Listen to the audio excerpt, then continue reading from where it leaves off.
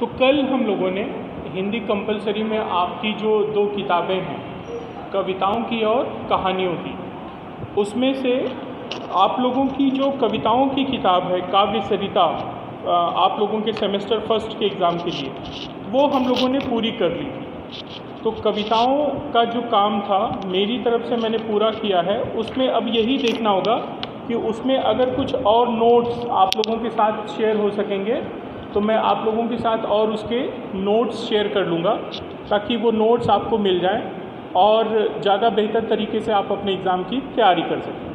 खैर, एग्ज़ाम के लिए मैंने आप लोगों को ये भी बोला था कि नहीं हो सकेगा तो मैं ही कोई ऐसी व्यवस्था कर दूंगा कि आप लोगों को एग्ज़ाम जो है, चूँकि इस समय हम लोगों को नहीं पता कि मुझे तुम्हारा एग्ज़ाम कैसे लेना है, MCQ पैटर्न पे लेना है या जो हम लोगों का पैटर्न है संदर्भ सहित भावार्थ, दीर्घोत्तरी प्रश्न, लघुत्तरी प्रश्न, टिप्पणी, एक वाक्य के उत्तर, उस पैटर्न पे लेना है। तो एज ए टीचर अभी मुझे खुद ही नहीं पता कि मुझे तुम लोगों का एग्ज़ाम कैसे लेना है।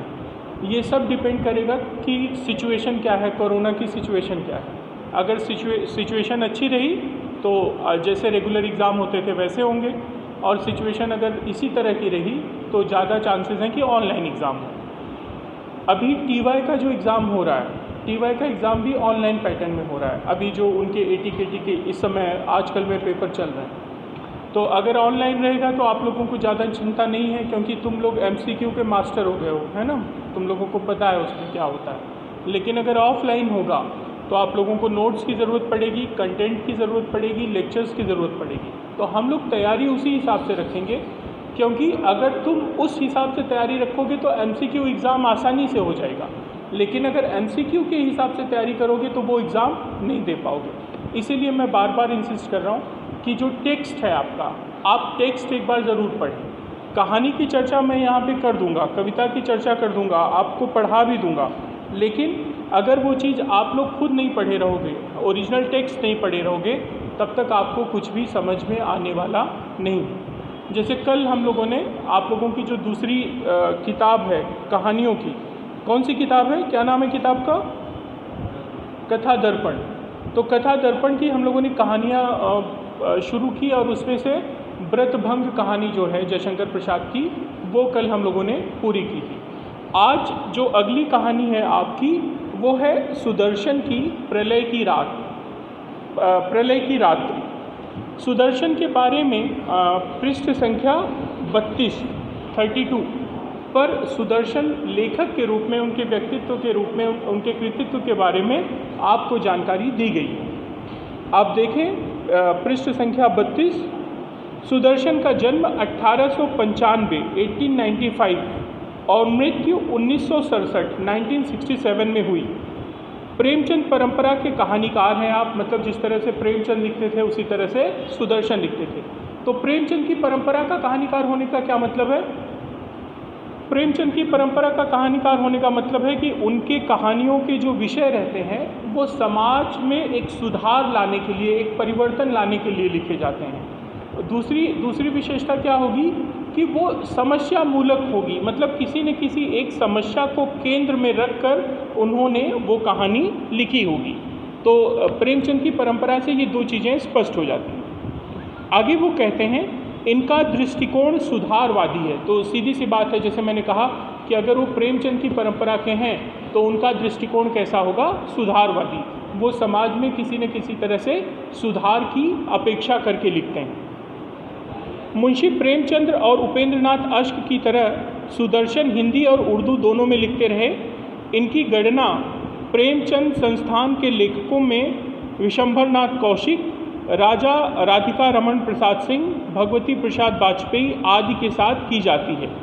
अपनी प्रायः सभी प्रसिद्ध कहानियों में इन्होंने समस्याओं का आदर्शवादी समाधान प्रस्तुत किया। प्रेमचंद की ये भी एक विशेषता थी कि समस्या चाहे जो भी हो, उसका निदान, उस समस्या का हल वो कैसे निकालते थे? आदर्श के रूप में, है ना। जैसे नमक का दरोगा देख लो, आत्माराम देख लो, है ना, कि जहाँ पे आदमी, पंच परमेश्वर देख लो, जहाँ पे आदमी जो है आदर्श के उच्च पायदान पे पहुँच जाता है और वो सारा का सारा समस्याओं का हल वहीं पे निकाल लेते हैं। यहाँ तक कि निर्मला उपन्यास में भी देखो, ये सेवा सदन उपन्यास में वेश्यावृत्ति जैसी समस्या का निदान उनको कहाँ मिलता है? आश्रम बनवा देने में उनको लगता है कि इसका समाधान है। तो वहाँ पे वे कहीं ना कहीं आर्य समाज से प्रभावित थे, और आर्य समाज में हम लोग जानते हैं आश्रम बनवा देने की एक परंपरा थी। तो उनको उसका हल वो वहीं से लेके आते हैं कि इसका भी निदान यही है कि शहर के बाहर जो है इसका एक आश्रम बनवा दिया जाए जहाँ पे इस तरह की स्त्रियाँ रहें। तो प्रेमचंद की का जो स्कूल है, प्रेमचंद की जो शैली है, प्रेमचंद की जो परंपरा है, उसमें ये लेखकों की विशेषता रही है कि वो सुधारवादी रहे हैं और उन्होंने सारी समस्याओं का हल किसमें देखा है? आदर्श में, आइडियलिज्म। चौधरी छोटू राम जी ने कहानीकार सुदर्शन जी को जाट गजट का संपादक बनवाया था, केवल इसीलिए कि वे पक्के आर्य समाजी थे और आर्य समाजी समाज सुधारक होते हैं। सुदर्शन जी 1916 से 1917 में रोहतक में कार्यरत रहे। सुदर्शन की भाषा सरल, स्वाभाविक, प्रभावोत्पादक और मुहावरेदार है। इनका असली नाम बद्रीनाथ है।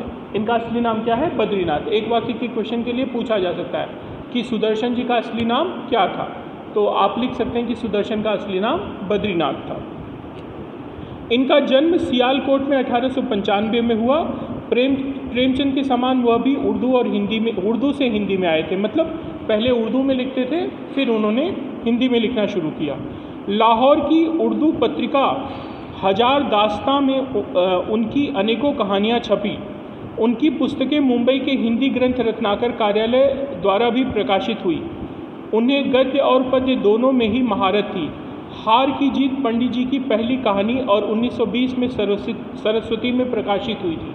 हार की जीत उनकी एक बहुत प्रसिद्ध कहानी है जो सरस्वती पत्रिका में 1920 में प्रकाशित हुई। मुख्य धारा के साहित्य सृजन के अतिरिक्त उन्होंने अनेकों फिल्मों की पटकथा और गीत लिखे। सोहराब मोदी की सिकंदर 1941 में जो पिक्चर आई थी उसकी पटकथा के साथ अनेकों फिल्मों का श्रेय पटकथा लेखन में उनको जाता है। कुंवारी या विधवा फिल्म का उन्होंने निर्देशन भी किया था। 1950 में बने फिल्म लेखक संघ के प्रथम उपाध्यक्ष थे। 1945 में महात्मा गांधी द्वारा प्रस्तावित अखिल भारतीय हिंदुस्तानी प्रचार सभा वर्धा की साहित्य परिषद के सम्मानित सदस्यों में से वे एक थे। उनकी रचनाओं में तीर्थ यात्रा, पत्थरों का सौदागर, पृथ्वी वल्लभ आदि नाम उल्लेखनीय है। फिल्म धूप और छाँव 1935 के प्रसिद्ध गीत तेरी गठरी में लागा चोर मुसाफिर भाग जरा, ये जो गाना है वो इन्हीं के द्वारा लिखा गया गाना है। बाबा मन की आंखें खोले आदि उनके लिखे गीत हैं। इनकी मृत्यु जो है 16 दिसंबर 1967 को इनकी मृत्यु हो जाती है। तो सुदर्शन के बारे में एक लेखक के रूप में आपको जो बुनियादी जानकारी यहाँ से मिलती है, पहली चीज़ वो किसकी परंपरा के लेखक थे? किसकी परंपरा के लेखक थे? प्रेमचंद की परंपरा। क्या हो रहा है तुम लोगों को? लेकिन क्या देख रहे हो? अभी तो मैं बात कर रहा हूँ। किसकी परंपरा के लेखक थे वो? प्रेमचंद की क्या विशेषता थी? समाज सुधार और आदर्शवादी चीज़ों में उसका समाधान हमेशा आदर्शवाद में मिलता था, और एक समाज सुधार और समाज की जो समस्याएं हैं उनको केंद्र में रख के कहानियाँ लिखते थे। समाज में किस तरह की समस्याएं थी या आज भी किस तरह की समस्याएं हैं? दो चार नाम बताओ जो समाज की समस्याएं हैं। भ्रष्टाचार, बोलो। भ्रष्टाचार की समस्या है, ऊंच नीच की समस्या है, जात पात की समस्या है, गबन की समस्या है, जमीन जायदाद की समस्या है ना, आदमी के चरित्र हनन की समस्या है। तो इन सारी चीज़ों को केंद्र में रख के उन्होंने लिखा। उनकी कोई भी कहानी देख लो, पंच परमेश्वर देख लो, आत्माराम देख लो, ठाकुर का कुआं देख लो, बड़े घर की बेटी देख लो, सब में वो किसी न किसी समस्या को केंद्र में रखते हैं। उनका सबसे मशहूर उपन्यास कौन सा है? गोदान। गोदान में जमींदारों द्वारा किसानों के शोषण की समस्या को उन्होंने रखा है। तो इस तरह से समाज में व्याप्त कोई ऐसी समस्या नहीं होगी जिसको उन्होंने छोड़ा हो, जो भी समस्या आम आदमी से जुड़ी हुई थी उन सारी समस्याओं को केंद्र में रख के उन्होंने कहानियाँ लिखी। तो इसी परंपरा से कौन आ रहे थे? सुदर्शन। सुदर्शन का दूसरा नाम क्या था? उनका वास्तविक नाम क्या था? बद्रीनाथ। सुदर्शन उर्फ बद्रीनाथ इसी परंपरा से आ रहे थे। तो उनकी कहानियों की भी यही विशेषता होगी कि निश्चित तौर पे, जैसे हम लोगों ने अभी प्रलय की रात्रि नहीं पढ़ी, लेकिन उनकी परंपरा मालूम है, इसलिए हम इतना तो विश्वास के साथ कह सकते हैं कि ये कहानी किसी न किसी सामाजिक समस्या से जुड़ी होगी, नंबर 1। नंबर 2, इस कहानी का समाधान लेखक ने आदर्शवादी तरीके से दिया होगा, कोई न कोई आदर्श प्रस्तुत करने का काम किया होगा। ये 2 चीज़ें उनकी परंपराओं से स्पष्ट होता है। अब कहानी देखिए, प्रलय की रात। मेरे दफ्तर के क्लर्कों में साधु राम सबसे जूनियर था। उसका मासिक वेतन केवल 25 रुपये था, परंतु उसका काम सबसे अधिक और सबसे सुथरा होता था। सुथरा मतलब साफ सुथरा होता था। कहानी याद आ गई मुझे। कहानी ऐसा है कि जैसे हर जगह कार्य क्षेत्र जिसका है, जैसे तुम कॉलेज में हो तो विद्यार्थियों के बीच की जो चीज़ें होती हैं वो तुम अच्छे से जानते हो। मैं शिक्षक हूँ तो शिक्षकों के बीच की स्थिति मुझे मालूम है। इसी तरह एक ऑफिस का चित्रण किया गया है। लेखक जो है एक ऑफिस का चित्र बताता है कि उसमें एक ईमानदार क्लर्क है जिसका नाम उन्होंने क्या बताया है? साधु राम। साधु राम सबसे ईमानदार व्यक्ति था, सब उससे खुश रहते थे, लेकिन वह कभी अपने लिए कुछ नहीं कहता था। तो प्रमोशन की सिचुएशन आती है, प्रमोशन किसको दिया जाए? तो प्रमोशन मिलना तो चाहिए था साधु राम को हर तरह से, लेकिन मिला किसे? किसी और को। किसी और को जब प्रमोशन मिल गया तो ये साधु राम के लिए बड़ी अजीब स्थिति थी। लेकिन जैसा कि उसका स्वभाव था वो कभी कहता नहीं था, लेकिन वहाँ पे जो अधिकारी थे वो इस चीज़ को समझ रहे थे, इसीलिए उन्होंने साधु राम को प्रमोशन दिया। लेकिन फिर कुछ ऐसी पारिवारिक स्थितियाँ घूमती हैं, ऐसी पारिवारिक स्थितियाँ बनती हैं कि इसे मजबूरन कुछ पैसों का गबन करना पड़ता है। गबन मतलब समझ रहे हो? जैसे ऑफिस के पैसे लेके अपना काम कर लेना, है ना? तो उसको मजबूरीवश कुछ इस तरह का काम करना पड़ता है, और इस तरह का काम करने के बाद उसके मन में वो चीज़ कसोटती रहती है। लेकिन बाद में जब उससे नहीं रहा जाता तो अब इनको आदर्श दिखाना है, तो ये आदमी के मन में ऐसे कसोटता है कि अरे ये तो ऑफिस के पैसे थे, मैं कैसे इस्तेमाल कर सकता हूँ। तो वो अपने साहब को बता देता है कि मैंने ऐसे ऐसे किया और मैंने जो भी पैसे लिए हैं मैं थोड़ा थोड़ा करके उसको चुका दूंगा, है ना? मतलब मेरी ज़रूरत थी, मैंने लिए थे, लेकिन मैं थोड़ा थोड़ा करके चुका दूंगा। तो ये प्रलय की रात्रि जो है, प्रलय मतलब एक आदमी के जीवन में ऐसा संकट आ जाता है कि सारे सिद्धांत एक तरफ रह जाते हैं और उस समय जो समस्या रहती है उसका निराकरण करना हमारे लिए सबसे ज़रूरी हो जाता है। तो साधु राम के जीवन में भी एक रात जो है प्रलय के समान आती है, जिसके समाधान के लिए उनको अपने मूल्यों से समझौता करना पड़ता है और उन्हें ऑफिस के पैसे लेकर अपना काम पूरा करना पड़ता है। ये एक तरह की चोरी है निश्चित तौर पे, लेकिन चूँकि उसका मन पवित्र था इसलिए वो इस बात को ज़्यादा दिन तक छुपा नहीं पाता और अंततः अपने अधिकारी को बता देता है कि मैंने इस तरह किया, लेकिन मैं थोड़ा थोड़ा करके वो पैसा चुका दूँगा। तो यही इस कहानी का सार है, मतलब संक्षेप में यही कहानी है। तो हम लोग कहानी एक बार पढ़ते हैं, उसमें से कहीं आपको कोई दिक्कत आए तो आप मुझे टोक दीजिएगा, हम लोग उसको ब्रीफ कर दें। देखिए, मेरे दफ्तर के क्लर्कों में साधु राम सबसे जूनियर था। उसका मासिक वेतन केवल 25 रुपये था, परंतु उसका काम सबसे अधिक और सबसे सुथरा होता। सुथरा मतलब साफ सुथरा। मैंने उसे कभी दफ्तर में देर करके आते नहीं देखा, न मैंने कभी उसके काम में त्रुटि की पाई, मतलब न तो वो देर से आता था न उसके काम में कोई गलती होती थी। त्रुटि मतलब गलती। 10 से 4 बजे तक सिर नीचा किए वह बराबर अपना काम में लगा रहता था। कार्यवशात यदि मैं कभी बाहर चला जाता तो सब क्लर्क काम छोड़कर बातें करने लग जाते, परंतु साधु राम इसे अधर्म समझता था। वह समय भी बराबर अपने कागजों पर झुका रहता था। मैंने उसे किसी से लड़ते झगड़ते नहीं देखा। वह ऐसा भला मानस और सज्जन पुरुष था कि चपरासियों को तू कहकर नहीं बुलाता था। कई बार मैंने साधुराम को चपरासियों से कोई काम कराने के लिए कहा, परंतु उसने अपने आप ही कर लिया। मैं इसे दफ्तर का अपमान समझता था और साधुराम को डांट देता था, परंतु वह इसे भी चुपचाप सहन कर लेता था। इतना ही नहीं, उसमें और भी कई गुण थे। वेतन थोड़ा होने पर भी उसके वस्त्र दूसरों से साफ होते थे और मुखमंडल खिला हुआ फूल। मैंने उसे कभी उदास नहीं देखा। दफ्तर के दूसरे आदमी प्रायः अपना काम भी उसे ही सौंप दिया करते थे। कोई और होता तो जलकर कोयला हो जाता, परंतु साधुराम के मस्तक पर बल न पड़ता था। वह उसे भी ऐसे परिश्रम और मनोवेग से करता जैसे उसका निजी काम हो। उसके इन गुणों ने मेरे हृदय में अपना स्थान बना लिया। मैं उसे अपने कमरे में बुलाने लगा। तब मुझे मालूम हुआ कि उसका आत्मज्ञान का सरोवर है। बातचीत करते समय वह कभी रोब में नहीं आता था। वह जिस बात पर अड़ जाता था उससे उसे हटाना सहज न था। मैं ज्यों-ज्यों उससे अधिक परिचित होता गया, उसका प्रेम हृदय में घर करता गया, यहाँ तक कि मैंने उसे मकान पर बुलाना आरंभ कर दिया। अब वह प्रतिदिन सायंकाल को मेरे यहाँ आता था और घंटों बातचीत करता रहता था। 8-10 दिन के बाद मेरे लड़के बालों को उससे इतना प्रेम हो गया कि सांझ होते ही वे द्वार पर खड़े हो जाते और यदि उसे आने में कुछ भी विलम्ब हो जाता तो व्याकुल हो जाते।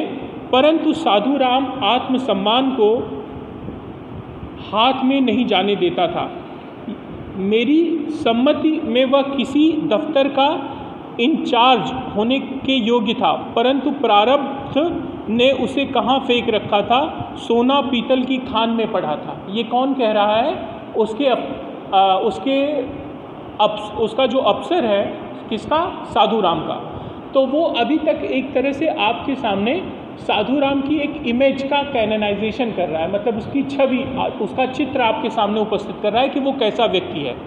सीधा साधा आदमी है, अपने काम में लगा रहता है, अधिकारी नहीं रहते तब भी अपने काम में लगा रहता है, दूसरे लोगों से किसी से ऊंची आवाज़ में बात नहीं करता है, चपरासियों को भी तू करके नहीं बुलाता है। अगर लोग अपना काम भी उसको दे देते हैं तो वो कर देता है जैसे कि उसका अपना काम हो, मतलब किसी चीज़ के लिए मना नहीं करता। तो उसके ये सारे गुण देख के जो अफसर महोदय है उसे पसंद करने लगते हैं, उसे अपने घर बुलाने लगते हैं और उनके घर पे उसका आना जाना इतना हो जाता है कि अफसर साहब के जो बच्चे हैं वो एक तरह से परिचित हो गए। जैसे वो रोज़ आ रहा है तो उन बच्चों को एक लगाव सा हो जाता है उससे। आगे देखिए, तो अफसर ये कहते हैं मेरे हिसाब से तो उसे किसी ऑफिस का क्या होना चाहिए था? इंचार्ज होना चाहिए था। लेकिन किस्मत है कि वो किस्मत क्या है कि सोना पीतल की खान में पड़ा हुआ है, मतलब उसकी जो वास्तविक वैल्यू है वो कुछ और है, लेकिन वो काम कुछ और कर रहा है। आगे देखो, मुझे दफ्तर में आए हुए 1 वर्ष हो गया। इस बीच में कई स्थान खाली हुए जिनके लिए जूनियर क्लर्कों ने प्रार्थना पत्र भेजे, परंतु साधुराम ने ऐसा कोई प्रयत्न न किया।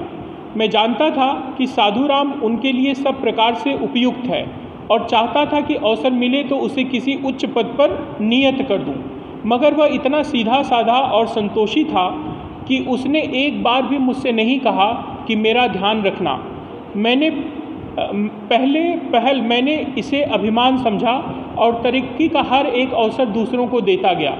साधुराम 25 ही पर पड़ा रहा, मतलब 25 पर ही पड़ा रहा, मतलब उसकी तनख्वाह 25 रुपये थी, 25 रुपये पर ही अटका रहा।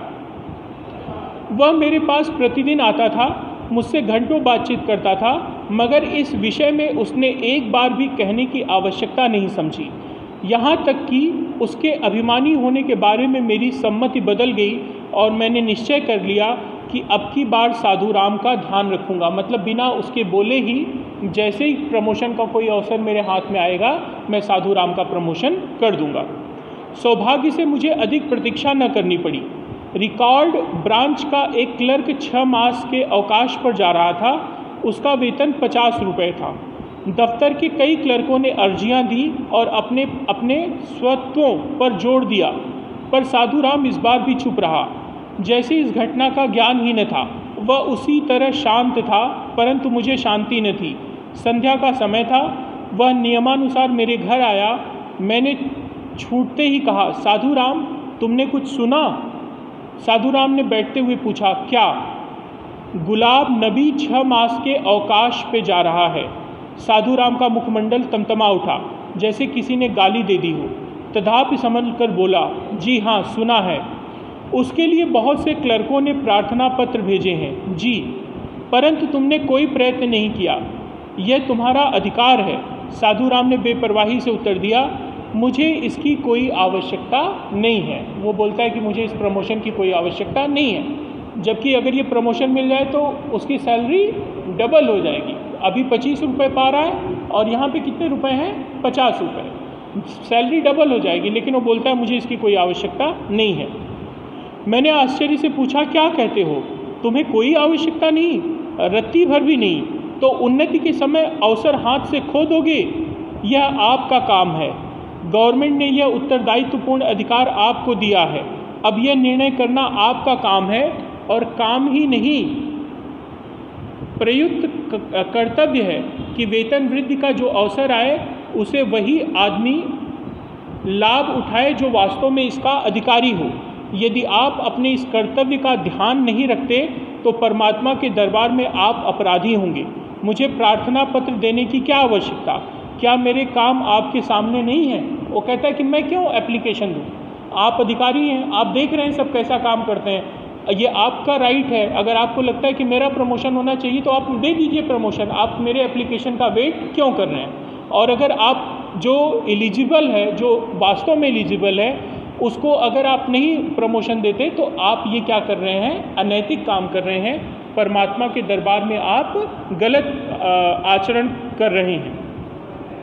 मैं साधु राम को नेक, परिश्रमी और आत्माभिमानी पुरुष समझता था, परंतु वह ऐसा निर्भय और खरी खरी मुँह पर सुनाने वाला भी होगा, इसकी मुझे स्वप्न में भी आशा न थी। उसकी इन बातों ने उसकी पदवी मेरे आँखों में और भी ऊंची कर दी। मैं लज्जित सा होकर बोला, साधु राम तुमने मेरी आँखें खोल दी है। अब भूल नहीं होगी, यह जगह तुम्ही को मिलेगी। साधु राम बोला, इसका कारण यह तो नहीं है कि मेरा आपके यहाँ आना जाना बना हुआ है। यदि यह वेतन वृद्धि मुझे इस कारण से मिलती है तो मैं इसे कभी स्वीकार न करूँगा। हाँ, यदि सचमुच आप यह समझते हैं कि मेरा काम अच्छा है और मैं इस वृद्धि के योग्य हूँ तो दूसरी बात है। क्या शब्द थे, मेरे हृदय में तीर से चुभ गए। सिर झुका कर बोला, मेरा वास्तव में यही विचार है कि इससे पहले तुम्हारे साथ अन्याय होता रहा है। अब यह चांस हाथ आया है, इसे न जाने दूंगा। साधु राम ने नम्रता के साथ साथ, उस नम्रता के साथ जिसमें आत्मगौरव का भाव झलकता है, कहा थैंक यू, है ना। उसने अफसर को थैंक यू कहा कि बिना एप्लीकेशन के उसकी प्रमोशन वो कर रहे हैं। अंग्रेजी सभ्यता के यह दिखावे के शब्द मैंने कई बार सुने थे। प्रत्येक बार यही अनुभव किया था कि यह निरर्थक है, सर्वथा व्यर्थ है और निष्फल। परंतु वही शब्द साधु राम के मुंह से सुनकर ऐसा मालूम हुआ जैसा किसी को कुबेर का धन मिल गया हो। दूसरे दिन गुलाब नबी की जगह साधु राम नियुक्त हो गए। दफ्तर में हलचल सी मच गई। सारे क्लर्क साधु राम के शत्रु हो गए। कदाचित उनका यह विचार था कि साधु राम काम करने के लिए है और वेतन वृद्धि लेने के लिए नहीं, परंतु मेरे इस निर्णय ने उनका यह भ्रम दूर कर दिया और वे साधु राम को सताने लगे।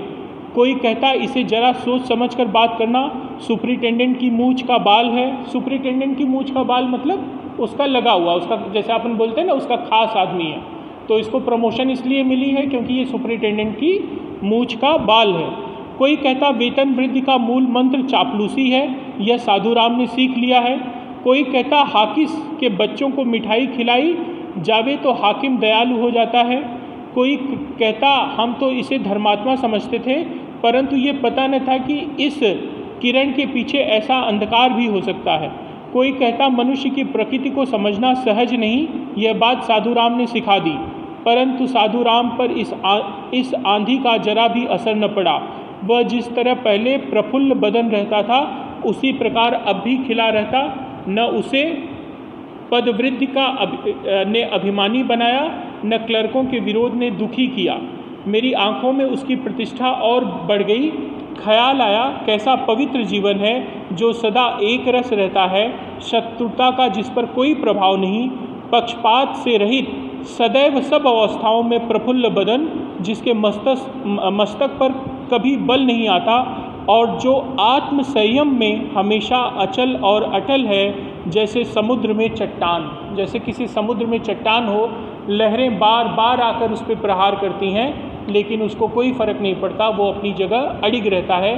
ठीक उसी तरह साधु राम को भी प्रमोशन जब मिल गया तो उस प्रमोशन की वजह से उसके ऑफिस के अधिकांश लोग उसके क्या हो गए, दुश्मन हो गए, क्योंकि उनको लगता था साधु राम जैसे जो लोग जो हैं वो काम करने के लिए हैं, प्रमोशन के लिए नहीं हैं। और जब उसे प्रमोशन मिल गई तो उसके प्रमोशन के कारणों की पड़ताल करने लगे। किसी ने कहा कि वो साहब का मुँह लगा है इसलिए प्रमोशन मिली, किसी ने कहा कि वो साहब के बच्चों को रोज़ मिठाई खिलाता है इसलिए प्रमोशन मिली, किसी ने कहा कि वो चापलूसी करना सीख गया है इसलिए उसको प्रमोशन मिली। कहने का मतलब लोगों को जो समझ में आया लोगों ने उसके बारे में कहा, लेकिन उसने किसी बात की चिंता नहीं की और जो उसका काम था वो लगातार निरंतर वो करता रहा। जैसे समुद्र में कोई चट्टान खड़ी हो, ठीक उसी तरह न उसको प्रमोशन से कोई दुख था न उसका कोई उसको मलाल था, वो लगातार अपने काम को कर रहा था। आगे देखिए,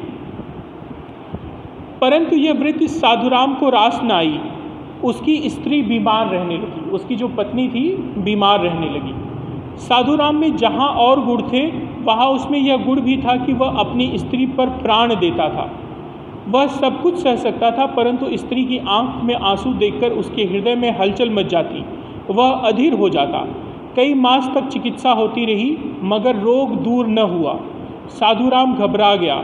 जिस प्रकार तूफान में नौका डोलने लगती है, उसके चेहरे पर वह कांति न थी, आँखों में तेज न था, फूल रह गया था, मगर उसका लावण्य कहाँ उड़ गया था यह किसी को भी मालूम न हो सका। मैं उसे देखता तो हृदय व्याकुल हो जाता। साधुराम अब वह पहला साधुराम न था। वह दफ्तर में अब भी आता था, काम अब भी करता था, परंतु वह पहली वाली बात न थी। जिस संतोष की मूर्ति ने वेतन वृद्धि के अवसर हाथों से जाते देखकर मुंह न खोला था, जिस गंभीर सूरमा ने दफ्तर के क्लर्कों की सर्वथा अनुचित नोकझोंक पर आन न छोड़ी थी, वही साधुराम अब प्रतिदिन मेरे पास आकर छुट्टी के लिए मिन्नतें करता। और मैं उसके इस परिवर्तन पर प्रसन्न था, क्योंकि मैं उसे देवता नहीं मनुष्य देखना चाहता था। और मनुष्य की प्रकृति का गुण है कि बड़े से बड़े धैर्यधारी हृदय भी एक विशेष सीमा पर पहुंचकर विचलित हो जाते हैं। मतलब जब से पत्नी बीमार रहने लगी तब से साधुराम का स्वभाव थोड़ा बदल गया। अब वह साहब के पास आकर किस लिए खड़ा रहता था? छुट्टी के लिए। क्यों? क्योंकि पत्नी का इलाज करना है, पत्नी की देखरेख करनी है। दोपहर हो गई, मैं अपने कमरे में बैठा बिल देख रहा था। इतने में चपरासी ने कहा, हजूर लाला सौदागर मल आए हैं। लाला सौदागर मल के यहाँ से हम कागज़ खरीदा करते थे। इस समय उनका आना मुझे बहुत बुरा लगा, मगर फिर भी चपरासी से कहना पड़ा बुला लो, है ना। क्या नाम था लाला का? कहाँ ध्यान है बाबू तुम लोगों का? लाला सौदागर मल। एक वाक्य का प्रश्न, है ना। जिस सेठ से कागज़ खरीदते थे उसका पूरा नाम क्या था? तो लाला सौदागर मल। लाला सौदागर मल अंदर आए और आते ही बोले, क्षमा कीजिए मैं एक शिकायत लेकर आया हूँ। लाला क्यों आए हैं? एक शिकायत लेकर आए। क्या शिकायत है? कागज़ का क्रय विक्रय साधुराम के हाथ था। मैंने हिचकिचाते हुए उत्तर दिया, कहिए। सौदागर मल कुछ क्षण चुप रहकर बोले, मैं बाहर गया हुआ था। मेरी अनुपस्थिति में आपके क्लर्क साधुराम ने मेरे आदमी से मिलकर जाली बिल बनवा लिया है और इस उपाय से 400 रुपये उड़ा लिए। वही साधुराम जो इतना सीधा सरल सज्जन व्यक्ति था, उसने क्या किया है? सेठ की अनुपस्थिति में उनके आदमी से मिलकर 400 रुपये का जाली मतलब डुप्लीकेट बिल बना लिया है और वो बिल ऑफिस में लगा के 400 रुपये का गबन कर लिया। मुझे ऐसा मालूम हुआ किसी ने कलेजे पर कोयले रख दिए हों। कुर्सी से उछल कर बोला, मुझे विश्वास नहीं होता। अफसर बोला, मुझे विश्वास नहीं होता। बुलवा कर पूछ लीजिए, अभी सब बात खुल जाएगी। परंतु पूछूं क्या? वह ऐसा मनुष्य ही नहीं, सारा दफ्तर उसकी सौगंध खाता है ना। वो तो इतना अच्छा आदमी है, उससे पूछना क्या है, फिर भी तनिक बुला तो लीजिए। मैंने साधु राम को बुलवाया और उसके सिर से पांव तक देखते हुए पूछा, मेरे पास कागज़ के संबंध में कुछ शिकायत पहुंची है, क्या सच है? किसने पूछा? अफसर ने साधु राम से पूछा। साधु राम के मुख का रंग मृतक के समान सफ़ेद हो गया। उसने मेरी ओर इस प्रकार देखा मानो मैं उसका वध करने लगा था। साथ ही लाला सौदागर मल की ओर दृष्टि डाली। इस दृष्टि में आंसू थे और आंसुओं की ओट में बेबसी छुपी थी। मैंने अधीर होकर पूछा, बोला, क्या यह सच है? साधु राम ने कुछ क्षण तक सोचा और तब साहस के साथ उत्तर दिया, जी हाँ सच है। मतलब उसने कबूल कर लिया कि हाँ सच है। तुमने कितना रुपया खाया है? उसने बोला 400। कितना? 400। मैंने उसकी आंखों में अपनी आंखें डालकर कहा, तुम मानते हो? क्या तुम इस बात को स्वीकार करते हो? जी हाँ। नहीं, कैसे कर सकता हूँ, भूल हो गई। अब आपकी दया पर हूँ, चाहे बचा लें चाहे जीवन नष्ट कर दें। हाँ मैंने खाया है, आपकी दया पर हूँ। अब चाहे तो आप मुझे बचा लीजिए या चाहे मेरा जीवन नष्ट कर दीजिए। साधु राम ने इस समय तक जो न किया था वह आज किया। उसके मुखमंडल से आत्मसम्मान का भाव इस प्रकार लुप्त हो गया था जैसे सफ़ेदी को स्याही लगा देती है। यह देखकर मेरे हृदय पर गहरी चोट लगी। यही अपराध यदि दफ्तर के किसी दूसरे आदमी से होता तो मैं उस पर इतना ध्यान न देता और डिपार्टमेंटल कार्रवाई करके दबा देता, परंतु इस पाप में साधु राम का हाथ देखकर मुझे बिंब चढ़ गया। मैं उसे कितना नेक समझता था, उस पर कितना भरोसा करता था, मुझे कभी उस पर संदेह तक नहीं हुआ, मगर आज उसने अपनी साख गंवा दी। मैंने ठंडी सांस भरी और कहा, साधु राम, मुझे तुमसे यह आशा नहीं थी।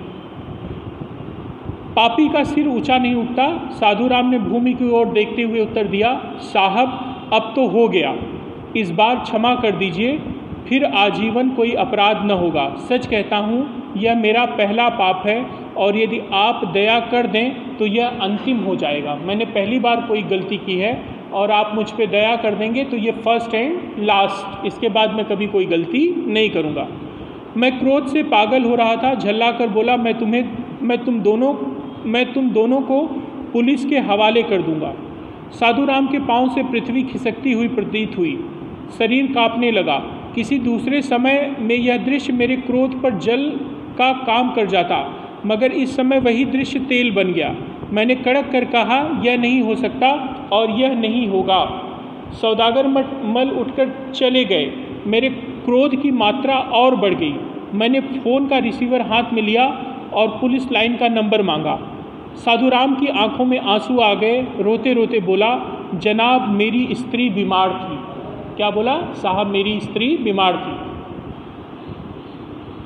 इसके आगे उसका कंठ रुध गया। वह एक शब्द भी न बोल सका। मेरे सामने से पर्दा सा उठ गया। वह भद्र पुरुष जो सारे दफ्तर में सज्जनता की मूर्ति समझा जाता था, जिसका आत्मसम्मान लोगों के लिए आदर्श था, जिसकी नीयत पर शंका करना पाप था, जो सदा अपना सिर ऊंचा उठकर चलता था, वही देवता इस समय अपराधी अभियुक्त की तरह मेरे सम्मुख खड़ा था। परंतु यह पाप, यह अपराध उसने लोभवश नहीं किया था, धन की लालसा से नहीं किया था। उसे अपनी प्यारी स्त्री की चिकित्सा के लिए रुपए की आवश्यकता थी। वह इस कठिन परीक्षा में फेल हो गया। पर क्या वह अपराधी था? एकाएक मुझे स्मरण हुआ कि ऐसा समय मुझ पर भी आ चुका है। कई वर्ष हुए मेरी स्त्री बीमार थी। उन दिनों मेरा मासिक वेतन बहुत थोड़ा था। दाल रोटी का खर्च भी कठिनाई से चलता था। इस पर घर में बीमारी, हाथ में पैसा तक न रहा। लाचार मित्रों से सहायता मांगी, मगर किसी ने परवाह न की। निराशा ने अंधेरा फैला दिया। इसी अंधेरे में पाँव धैर्य की शिला से फिसलते हैं और सत्य मार्ग आँखों से ओझल हो जाता है। इसी प्रलय की रात्रि में मनुष्य आयु भर की कमाई लुटा बैठता है। देखो जो टाइटल है प्रलय की रात, प्रलय की रात मतलब जिस दिन सब प्रलय हो जाए। तो यहाँ पे प्रलय किस पे हो रहा है? आपके स्वाभिमान पर, आपके आदर्शों पे सब तहस नहस हो जाता है। जब आपका कोई अपना बीमार हो, आपके हाथ में पैसे ना हो, कोई आपकी मदद करने के लिए तैयार ना हो, तो ये एक ऐसी अवस्था होती है जब सारे आदर्श टूट जाते हैं। और ऐसा ही कुछ उस अफसर के ऊपर भी बीत चुका है। वो अपने दिन याद करके ये सारी बातें कह रहा है। इसी प्रलय की रात्रि में मनुष्य आयु भर की कमाई लुटा बैठता है और मोह रूपी डाकू उसे पाप के रास्ते पर डाल देता है। अधिक तेज दौड़ने वाला आदमी कभी कभी मुंह के बल गिर जाता है। उस समय मैंने मोह का सामना किया पर कुछ बन न सका, बाजी हार गया। विचार आया साधुराम के जीवन में भी वही प्रलय की रात आई हुई है। अंतर केवल इतना है कि इसका दोष प्रकट हो गया, मेरा अपराध अभी तक छिपा हुआ है। मैंने जो अपराध किया था वो किसी के सामने नहीं आया, लेकिन इसने जो अपराध किया वो प्रकट हो गया। क्या इसी से मुझे यह अधिकार हो गया कि मैं इसका जीवन नष्ट कर दूं? मैंने फ़ोन हाथ में रख दिया। स्मृति ने फिर अतीत काल के दफ्तर खोल दिए। उस समय मैं कितना सहमा हुआ था। दिन रात यही सोचता रहता था, यदि करतूत खुल गई तो क्या होगा? लोग चकित रह जाएंगे, कहेंगे हमने तो इसे महात्मा समझते थे। यही अवस्था फिर मेरे सामने थी। मैंने सोचा यदि इसे पुलिस के हाथ दिया तो इसकी बीमार स्त्री का क्या हाल होगा? मेरी आंखों में आंसू छलकने लगे। साधुराम के लिए हृदय में सोया हुआ प्रेम जाग उठा। मैंने लंबी सांस लेकर सिर उठाया और कहा, साधुराम, मैं तुम्हें क्षमा करता हूँ, परंतु यह रुपया तुम्हें लौटाना होगा। मैं तुम्हारी पुलिस में शिकायत नहीं करूँगा, लेकिन तुमने जो दफ्तर का पैसा लिया है, कितना पैसा लिया था? 400 रुपये। वो रुपये तुमको लौटाने पड़ेंगे। डूबते हुए हृदय को सहारा मिला। साधुराम का चेहरा चमकने लगा, जैसे चांद बंदलियों से निकल आया हो। जो आनंद फांसी के तख्ते पर चढ़ते हुए अभियुक्त को अपनी मुक्ति का समाचार सुनने से होता है, वही आनंद साधुराम को इन शब्दों से हुआ। वह घुटनों के बल बैठ गया और मेरी अश्रु परिप्लुत नेत्रों से देखकर बोला, यह उपकार आयु भर नहीं भूलूंगा। है ना, आपने जो एहसान किया है वो मैं कभी नहीं भूलूंगा। इस घटना के कई वर्ष हो चुके हैं। साधुराम अभी मेरे ही दफ्तर में काम करता है। वह आजकल 150 पाता है। 150 मतलब 150 रुपये। और जब कहानी शुरू हुई थी तब उसकी तनख्वाह कितनी थी? 25 से 50, और इस समय जो है 150 रुपये पाता है और बड़े मज़े में है। उसने अपनी चरित्रता से अपने पाप के कलंक को धो दिया। कहने का मतलब जो 400 रुपये का गबन था वो भी उसने लौटा दिए। दफ्तर के आदमियों की उस पर अटल श्रद्धा है। इतना ही क्यों, उसकी सज्जनता की धाक सारे नगर में बैठी हुई है। वह प्रायः मेरे मकान पर आता रहता है। उसे देखकर मेरा हृदय फूल की नाई खिल जाता है और मेरे लड़के वाले तो उसे अपना गुरु समझते हैं। परंतु अब भी जब कभी उसे वह प्रलय की रात याद आती है तब उसके मुखमंडल पर बादल सा छा जाता है। बोले कि ये घटना बीत गई, सब कुछ खत्म हो गया, उसने वो पैसे भी लौटा दिए, लेकिन आज भी जब साधुराम को वो दिन याद आता है तो उसके चेहरे का रंग उड़ जाता है और ऐसा समय सबके ऊपर आता है। तो ये कहानी, जैसा कि हम लोगों ने कहा कि कहानी में दो चीज़ें इनकी कहानियों में ज़रूर रहेगी। पहला, समस्या और उसका आदर्श रूप से समाधान। तो समस्या क्या है कि कोई भी मातहत व्यक्ति हो या जो कोई भी कर्मचारी हो, उसके जीवन में कोई न कोई ऐसा क्षण आता है जब वो विवश होकर गलत काम कर बैठता है, लेकिन यह वह लोभवश नहीं करता, मजबूरीवश करता है।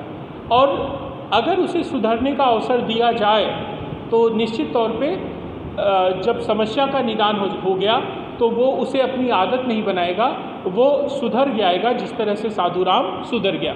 तो इसी तरह की ये कहानी थी जिसमें सुधार का संदेश है कि अगर व्यक्ति को अवसर मिले तो वह सुधर सकता है। जैसे परिस्थितियों के कारण वह बिगड़ जाता है, ठीक उसी तरह अगर उसे अवसर मिले तो वह सुधर भी सकता है। यही संदेश इस कहानी के माध्यम